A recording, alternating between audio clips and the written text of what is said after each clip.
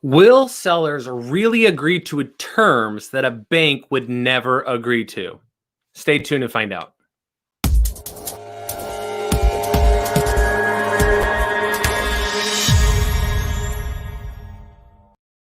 Yes, well, welcome back to Note School TV. Once again, we're here on Wednesday at 11 a.m. Central Time, live in person, coming across your screen, across the internet, as we kind of dive into some of these topics. Right now, we're really getting into more of the creative financing breakdown. And we're going to talk about that question of, would a seller agree to something that a bank would never even consider giving to me as an investor? And so before we do that, I would love to encourage you to simply hit the like button if these videos are of value to you, right? If you're getting a lot out of some of this stuff, make sure you're subscribing to the channel so that you're getting the most up-to-date content as we push it out, since we're doing it live. And especially for this show, the Note School TV, make sure you're clicking the bell notification so that you're notified on your device when we go live, so that you can jump on and participate and engage with us. Bring your questions, bring your comments. We'd love to hear from you. We'd love to see you participate as well. Let's kind of jump into it. Before we get into too much of the detail, I'd love to bring on the one and only Joe Varnador for the news.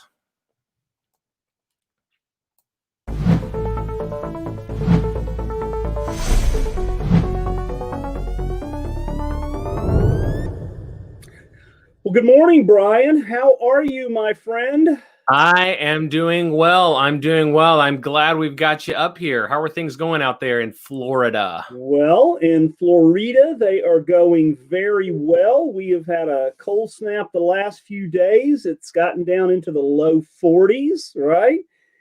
And but it's been absolutely beautiful. I love it. What's going on in the Dallas-Fort Worth area, my friend? Well, not too much. I'll say this, that for those of you who are kind of joining us, as you know, Joe's in Florida. We've got people tuning in all across the country. One thing I didn't mention earlier was, if you're brand new to Note School, you're brand new to Note School TV, and you're trying to learn a little bit more about who these characters are, make sure you're going to noteschool.com/TV to learn a little bit more about who we are as Note School and really what we talk about and some of the content that we push out. And so that's really what's going on in the Dallas area, as we've got Note School TV going on. So Joe, let's kind of get in what's happening in the market. Well, let's jump into the news, guys. So today, well, other than Inauguration Day, and happy Inauguration Day, guys, everyone. So active listings plummet to a historic low. This is according to M Report is reporting this, and this is from Redfin, and this is for the 4-week period ending January 10th. So, guys, here's the crazy thing, right? Redfin determined that there were 547,725 active listings for the last period, which is down from 815,901 from the same period last year. So, if people wonder why prices go up, well, it's supply and demand, right, Brian? As demand goes up, prices go up as well, right? Because there's fewer of that item. So new listings were down by 3%, marking the first decline in since July in actually the number of new listings that come up. So very interesting times. Second news story for today is home buyer bidding wars continue to rage, right? So the traditional year-end slowdown in home buying didn't happen this year, and it was not evident in December. Redfin reported that 50% of home offers written by agents were involved in bidding wars, right? So although December's rate was down from the revised rate of 55% in November, almost 56%. It was also the 8th consecutive month where nearly half or more of Redfin offers encountered competition. Guys, and it's no matter if it's in the $200,000 price category up to the $1.5 million category.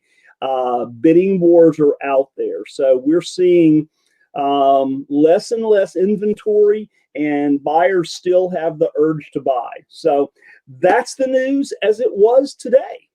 I love it. That's so great. Yeah, the market's definitely an interesting topic right now for the sole reason of obviously there's a pandemic still going on. There's still the same number of people who want to buy and want to sell, but there's all this shadow inventory. If you're unfamiliar with that term, go back and check out some of the other videos that we've done on really where the hidden inventory is in the market and why it's not being listed, and kind of transitioning onto that topic of how to do more deals and get more accomplished. We've got a special guest with us today, don't we, Joe? We absolutely do. Live and direct from Coeur d'Alene, Idaho, formerly from Seattle, Washington, Miss Marishka Pilch. Good morning, Marishka. Good morning, gentlemen. Good to see both of you, and thanks for having me here. Yeah, well, we're happy to have you. This young lady is she wears many hats in the real estate business and has been doing it a little while, right? For a few minutes anyway, Marishka. For a few minutes. So tell us a little bit about yourself. Well, let's see. I was born at I was born at a very early age, right? Yeah. So I guess I got my start in real estate, actually truly at an early age. My dad was a builder, and so I was kind of grew up around real estate. And when I was in my 20s, I worked as a mortgage loan originator, and then I left that and went into healthcare for a while. But my husband and I started investing in about 2010, and we had always done, creative deal strategies. Actually, Eddie Speed was one of the first people that we ever met, and that just kind of resonated with us doing notes. But, the note business was very different back then. Yeah. And we were just doing a lot of different things than we are in this market. And then we kind of moved into doing a lot of lease options. And that was really the mainstay of our business, from about probably 2012 to about 2016, 2017. And just doing a lot of lease options. And then we kind of fell back into the note business. We actually ran into Eddie Speed one time, and he said, you guys need to take another look at what's going on in the note business. And it took us a while to kind of do that. And then when we did, we said, oh, wow. And we jumped back in. But along with that, I decided about a year or so ago, I guess it's been a little more than that, to get my real estate license. And so I'm also a realtor. So so I wear a few hats. So Marishka, we've all been there. I've had mortgage brokers licenses and real estate brokers license, salesman license, and don't have any of those anymore. Let them all go. But I get it, right? And you were in a hot market. You and Larry just and by the way, Larry Gill, Marishka's husband, is going to be our guest on February 10th. And he's going to talk about marketing and using, to properties once you've got them under bought with a sub-2 and wrap and ready to market those to a penalty box buyer. So Larry's going to be our guest here in a couple of weeks. So, yes, you guys moved, you relocated, you were in Seattle and you just decided you wanted a change of view. So you moved to another beautiful place, right? We did. And, that's the beauty of this business, right? It's totally virtual. And we were visiting here in the early summer, and we said, what on earth? It was kind of on our 5-year horizon. And we said, what on earth is keeping us? And then the question became, how quickly can we do this? So in a matter of just a couple months, we up and moved, and we're still here in Coeur d'Alene and loving it. Right, well, I was talking to you one day, and the next time I talk to you, you're moving, right? But you've invested all over the United States in your note business. I mean, you've invested in Ohio and Indiana and Michigan and everywhere in between, and that's the beauty, right? That's the beauty of being in the note space, being the bank, right? Absolutely. The bank doesn't really care where you are. I mean, as long as it's not, a slum area or something like that. And even there's strategies for that too, but that's just not what I prefer. But right. You can invest anywhere you want because the technology is available. The resources are available. If you have a computer and a phone, you can do it from anywhere. Amen to that. So Marishka, you've got a little deal here that I'm going to pull up here real quick, and we're going to talk about this. So let's be in my backyard. Yeah, it's right there. It's actually a deal you did there. So I'm going to pull that up. And so let's see. I'm going to There we go. So Marishka, this was a deal in you said this was your hometown, right? It's the town I grew up in, actually. Yeah. Say it one more time. Puyallup. Puyallup. Okay, very good. I didn't want to mess that up, right? So Marishka and I were talking about this, Marishka, Brian and I, and say, okay, a $325,000 house. We were talking about Seattle, and Marishka says, well, it's really not in Seattle, right? It'd be double the price. Right. I remember I was out there with you and Larry here. Gosh, it's been a couple of maybe 2.5 years ago, and you were kind of showing me around and property prices and all that, and we drive by a lot that was probably a 5,000 square foot lot. It may not have even been that big. And you said, yeah, that just sold for $690,000. And and that's the biggest thing, when I talk to people, locally in my area about buying notes, and I have to kind of educate them that other parts of the country are not quite so inflated. And it really is possible to buy a note, say in Michigan or somewhere else, for $50,000, not $500,000. So well, you can kind of, you can invest where you want to invest. Seattle is, a beautiful, great market, and it's going to be a little more, right? Yeah. So, Marishka, let's talk about this a little bit. So this was a house that kind of a friend of a friend of a friend had for sale, and you played a role in this, and we have a designation kind of, in note school that's a deal architect, right? And the deal architect is just somebody that can dive into a deal and put it together and structure it, right? And you also played what we call the designated hitter role inside of this as well, where you used your years of expertise in the business to kind of help marry two people together that were, they never knew each other. And it was kind of a series of events that brought this to you, right? So I'm going to pull the deal points up and we can kind of talk about that. Yeah. So the seller had the house for sale, right? Well, it wasn't listed for sale. She wanted to sell it, however. She was in her 80s. I actually mostly worked with her daughter, although I talked with the owner of the property a few times as well by Zoom, but mostly talked with her daughter who had power of attorney. But they wanted to sell the house because mom just really couldn't live there by herself anymore. Right. So. And really her goal was they wanted to do some seller financing because really they wanted the monthly income to take care of over time assisted living. That's right. They actually didn't really know what they wanted. When they first came to me, they talked about doing a lease option. I don't know if they had come to that idea on their own or if the person who referred them to me had mentioned that because, they knew that that's what I did.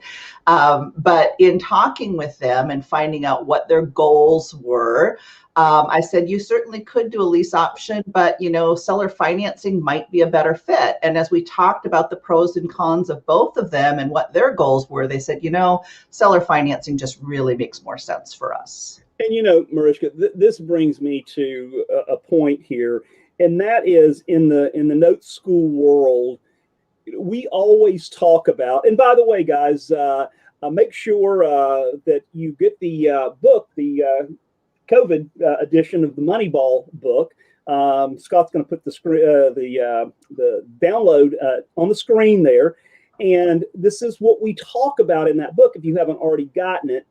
But, we talk about the story, right? We need to know it's all about talking to the seller and seeing what they really want out of this. As you said, most sellers, 99%, don't know what they need or don't know what they want. Right. They only know what they've heard and and so most of them think that we have to do a traditional sale where we bring in a bank and they get cashed out. And now they have to figure out what to do with the money and potentially with the capital gains. Right. So meanwhile, back at the ranch, there was another buyer out there who was, I think you said he worked with Boeing. Yeah. And he was furloughed. This was back in May. So we were 3 months into the pandemic. That's and right. He's been pre-approved to buy another house, but what happened with that, Marishka? Yeah, well, it kind of blew up. He was just a couple weeks away from closing, and his company furloughed him. And so he said to himself, gee, I'm an able-bodied young man. I'm not just going to sit around and collect unemployment. I'm going to go out and get a job. So he went to Home Depot, which of course was hiring, and he was getting overtime and everything. And then when they went to check his employment again prior to closing, they said, oh, you're no longer working in the aerospace industry. We can't you no longer qualify for this loan. And he'd been approved at 3% or whatever the, great rates were back then. And, he was like, but I'm making just as much, if not more money. And they said, too bad. You're not in the same industry. We can't approve you. So, we kind of just brought these two together. They actually liked this other house better than the one that they were previously planning to buy. And we just worked out the terms so that it just made sense for both of them. They had excellent credit. He had a good down payment. It was a make sense deal. And we knew that he was going to go back to work eventually, in his other career. But even if he didn't, he was still working and making great money. So, so you had this was just kind of in your circle of influence that you've developed and talking to people and doing what we all do in the business every day. And so you kind of stepped in. This guy that couldn't buy that house, it fell through. And Marishka, we're seeing that happen over and over and over and over again today. Oh my goodness, yes. You were talking earlier about, the low inventory, which is very true, and things are getting bid up just because there is low inventory, but we're also seeing a lot of deals coming back on market. And it's because people are falling out at closing. Well, and we know that, of the folks that could get a loan in February, 35% less are these just missed. And again, this guy was a good buyer. He had money to put down. You guys used an RMLO, right? A residential mortgage loan originator. Mm-hmm. Yep. You brought all of those pieces together. That's what you did in this deal. You structured the deal. You were the deal architect, the designated hitter, and so you put it together, and the seller gets a great rate of return, and we'll talk about that in just a second. Mm-hmm. Now, Ryan mentioned at the first part of this in the teaser, he says, will sellers really agree to things that banks won't? Well, Marishka, you have the first right of refusal to buy this note at a discount at some time in the future, right? That's correct. If the seller wants to sell, will the bank sell their note typically? Well, it depends. Good luck finding them. Right, exactly. So let's just talk quickly here about just some of the deal points. So the property was worth $325, as we spoke about. The borrower did have an underlying lien of $70,000, right? Correct. So let's flip down here. The buyer had a nice big down payment of about $50,000, which is a little less than 20%. And of course, used an RMLO to put this thing together. So what happened with this underlying $70,000? I know that the seller was saying, should we pay this off or should we keep it? And if we kept it, there wouldn't be a problem. If they kept it, it would just be could do a subject to and then wrap it, right? So what did the CPA say, or the seller's CPA tell the seller about this? Yeah, well, I was a little anxious. It was actually their financial planner, and sometimes they've been known to blow deals up. But they went to him and said, should we pay off this loan? They had the money out of, in savings or in some other, not in savings, but in some other type of investment account. And, they looked at the numbers and said, oh, well, gee, this underlying loan is at 8%. Your investments are giving you a yield of about 3%, and you're going to be getting 5.5%, and it'll be secured by real estate. Yeah, that makes sense all day long. This is what you should do. So they just paid off the underlying loan. And so there's just a straight first mortgage with no wrap. So let's look at the numbers on this. So the sale price was $325 and sold the house for market value. The borrower was a borrower that had good credit, solid down payment, qualified, debt to income ratio was all good, ability to repay. All of that was good. Yeah. So we've got a 275 loan, and so it was 5.5% for 25 years with a P&I payment of $16.89. Now you made a different recommendation than the 5.5, didn't you? Yeah, I did. I actually wanted them to come in with a little bit higher interest rate. And the seller said, oh, I just don't feel comfortable doing that. And so, it's so their the seller said they didn't feel. That's right. 7, but they were great with 5.5.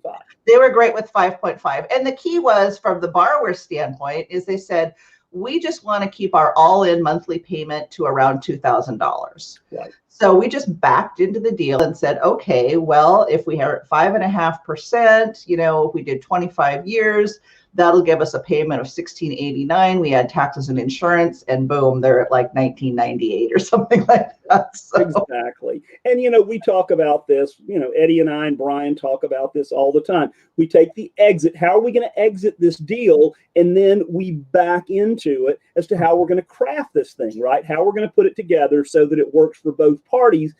Because, we're not interested in doing seller financing or showing people how to do seller financing on junk properties with not great buyers, right? We want a loan that's going to pay either our bank or the seller's bank in this case for a long time. And in this case, it's 25 years. Absolutely. So you could have done this differently, but let's just look at the note here real quick. So this seller, she is 80 years old, and some people would say, well, oh my goodness, they went 25 years, but that's okay, right? It doesn't matter that they went 25 years, and there is, and mom may live to be 105 years old, right? And they have longevity in their family, but we talked about that. I said, just as a house is inheritable, a note is inheritable. So if you want to take the note and get the payments, that's fine. If you decide you need to cash out at some point, hey, I'm happy to buy it. Well, there you go. You got the first right of refusal to do that. So, and we'll talk about what that looks like here. So Marishka, you did this a little bit differently. You made a $10,000 profit on this deal, and you just you were the deal architect, the designated hitter. You just stepped in and you just took the puzzle and you just put the puzzle pieces together for these. Correct. Folks, right? Correct. And I just made sure that, even though they're not subject to Dodd-Frank, this is a one-off deal. I said, let's do the RMLO. Let's make sure that we have it set up with a servicing that's going to make your life easier. Plus, it'll make your note more valuable, And so we're just trying to cover all the bases and just make sure that they had a good quality product that was going to take care of mom. And Marishka, that we talk about this, often, and you and Larry and I and Eddie and Brian and also talked about this together. And there is the deal after the deal, right? At some point in time, and we would say, some probably within the next 5 to 7 years, that you will end up buying this note at a discount, right? Yeah. Very, very high probability. And so what does that mean for a seller? Well, it means that at some point in time, something may happen to mom or to grandmother, but we hope that it doesn't, or they may have a different need. And so you've got the first refusal to pick this note up at a discount in a few years. And if you do, there's different exit strategies. You guys could keep it for income yourself, but you bought it at a discount, probably a $50,000 discount off the balance. Or you could sell a partial, and things like that. So there are many, many different exit strategies that you can do with this. And so again, but you could have bought this subject to from the seller, and then you could have sold it on a wrap note to the buyer, and you could have made some money now and then money over time. But again, this is a one-off deal for you. And let's get you back. I'm going to get myself back up on there. So I'm going to take my PowerPoint down. And Joe, let me kind of jump in here too, because one of the things that came up in the comments a minute ago was, how did she make 10 grand? And let me be very clear about this. This is not, we've tried to show you so many different ways to go out and accomplish the deal. And she's going to make $10,000 because of what she has between her ears, right? She has a specialized knowledge to be able to structure a deal, and she gets paid a fee for doing that. And in this case, she's essentially stepping in as what we call a designated hitter, right? In baseball, a designated hitter plays one role, and it's to hit a home run when they step up to the plate. Well, somebody brought in Marishka and said, hey, we need you to help us do this deal. And she puts it together and is able to generate a fee for doing that. Now, let me be very clear.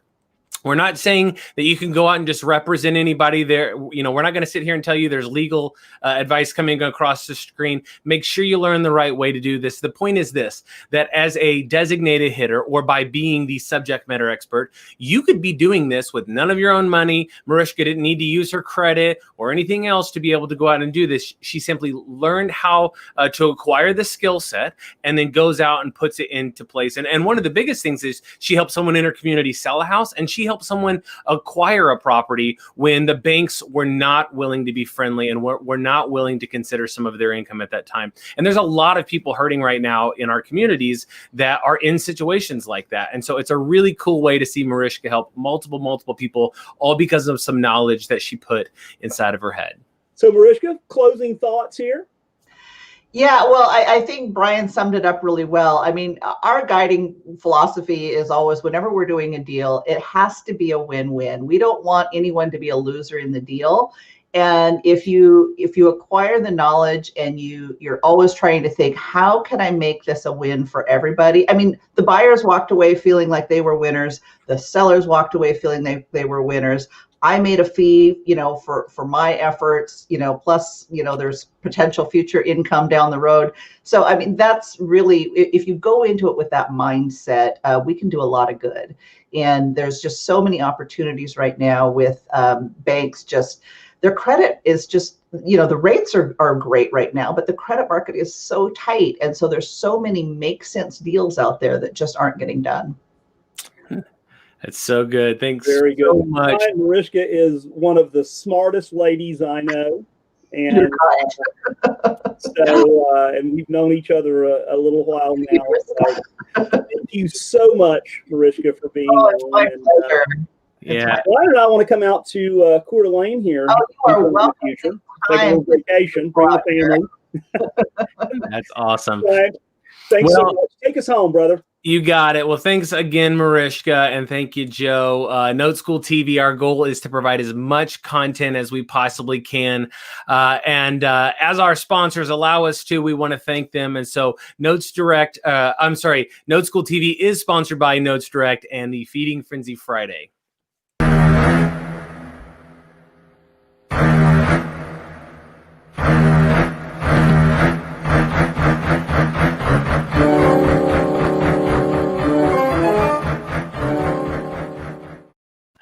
That's right. As the Jaws themed music kind of rolls out, the Feeding Frenzy Friday is a playlist that we have where me and a veteran of 25 years break down a note that is on Notes Direct. And we kind of talk about due diligence and really how to master our decision-making process to really better understand how to go out and acquire a note that makes the most sense with our preferences, reduces our risk, as well as increase our return on investments. And so make sure you're checking that out.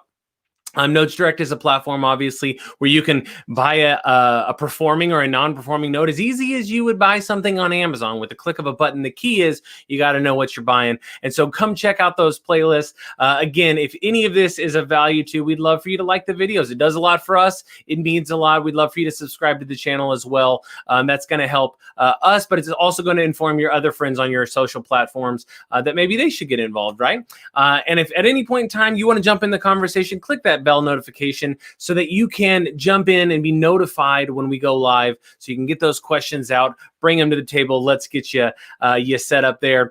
For those of you who are like, okay, I saw you made money, but I'm not really sure how to do this. How do I, what is this whole Note School thing? What is the notes? How did you do that? Go to noteschool.com/TV to learn a little bit more about Note School. Get involved. We teach classes here and there to really kind of bring you up to speed to where if that didn't make a ton of sense, but you want to make that kind of money, that's a great way to do it. As always, we're going to be here on Wednesdays at 11 a.m. Central Time. So if you are available, come join us next Wednesday. We'll be here live, ready to dive into the content. Have a great rest of your week, and we'll see you on the other side.